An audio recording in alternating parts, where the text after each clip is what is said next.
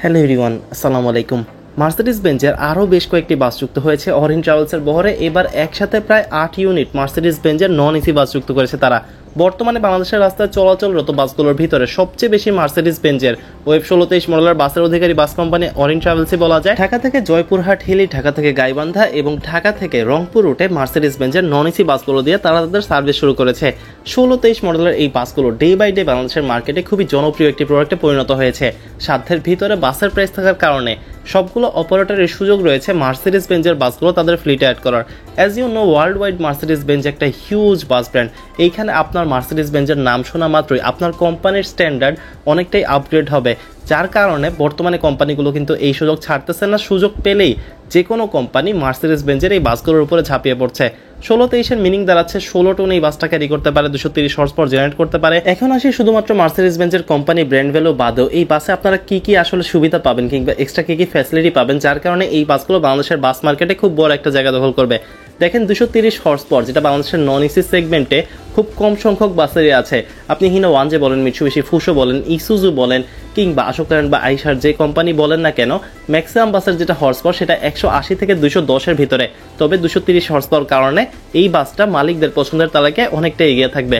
পাশাপাশি এই বাসটির turbo charge অন্যান্য বাসের চেয়ে বাসের যেটা লেংথ সেটাও একটু বেশি, প্রায় 12 মিটার একটা চেসিস লেংথ এখানে আছে। বৃষ্টির ভিতরে বাসের পারফরমেন্স অনেক ভালো, ব্রেকিং সিস্টেম ভালো এবং বাসটি ফুয়েল এফিসিয়েন্টও বলা যায়।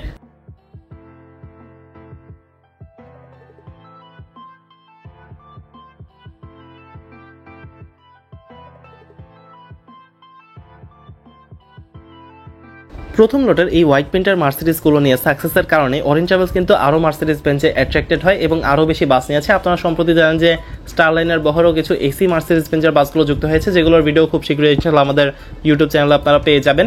পাশাপাশি হানিফ এন্টারপ্রাইজের বহরে যুক্ত হচ্ছে প্রায় 50 ইউনিট মার্সিডিজ বেঞ্চের বাস।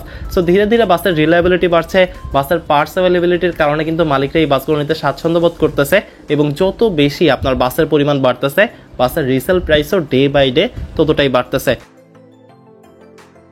সাইড অ্যাঙ্গেল ভিউ থেকে আপনারা বুঝবেন যে অন্য নন এসি বাসের চেয়ে এই বাসটা অনেক বেশি লম্বা, যার কারণে যাত্রীরা লেগ রেস্টও একটু বেশি পাবে। সো এবার আসি বাসের ইন্টেরিয়র পার্টে, যেখানে 40টা সিট আপনি ইজিলি দিতে পারবেন এবং যাত্রীরাও একটা স্বাচ্ছন্দ্যময় জার্নি কিন্তু এই বাসে পাবে। ইউজুয়াল 2x2 কম্বিনেশন যেহেতু নন এসি বাস, তাই ভাড়াটা সবার সাধ্যের ভিতরে রাখতে পারবে। বিজনেস ক্লাস কিংবা 2x1 ফরমেশন করা হলে বাসের ভাড়া তুলনামূলক বেড়ে যেত।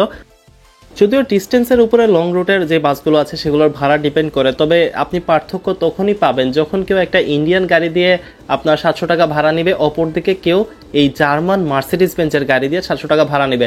তো যাত্রীরা অবশ্যই এই জার্মান মার্সিডিজ বেঞ্জের দিকে অ্যাট্রাক্ট হবে এবং সার্ভিস কোয়ালিটি যেটা সেটা এই বাসগুলো আপনার বহরে অ্যাড করার মাধ্যমে বাড়বে বলা যায়। সো এই ছিল অরিন ট্রাভেলসের বহরে যুক্ত হওয়া ব্র্যান্ড নিউ মার্সিডিজ বেঞ্জের ওয়েব 1623 মডেলের নন এসি বাসগুলো, যেগুলো একটা নয় দুটা নয় একসাথে প্রায় 8-10টা বাস অরিনের বহরে যুক্ত হয়েছে এবং বেশ কয়েকটি কোম্পানির বহরে যুক্ত হচ্ছে।